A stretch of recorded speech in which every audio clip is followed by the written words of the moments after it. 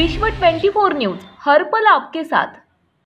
नमस्कार, आपण पाहत आहात विश्व 24 न्यूज। पत्रकार अभिजित कुलकर्णीसह महाराष्ट्र प्रदेश राष्ट्रवादी युवक काँग्रेस आयोजित महाबळेश्वर येथील शिबिरामध्ये प्रश्नोत्तरातून राष्ट्रवादी युवक काँग्रेसचे शहर अध्यक्ष जुबेर बागवान यांनी 2014च्या अगोदर आघाडी सरकारने मुस्लिम समाजाला शिक्षणामध्ये 5% आरक्षण दिलेले होते।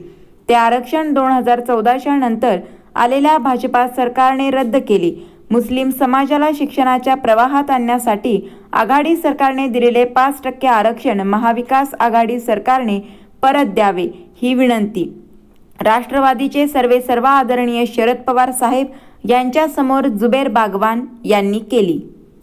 मी सोलापूर शहर राष्ट्रवादी युवक काँग्रेसचा शहराचा अध्यक्ष जुबेर बागवान साहेब, 2014च्या आधी जेव्हा आपली आघाडी सरकार होती त्यावेळेस आपण आघाडी सरकारच्या माध्यमातून मुस्लिम समाजाला 5% शैक्षणिक आरक्षण देऊ अशी आपण त्यावेळेस घोषणा केली होती सरकारने।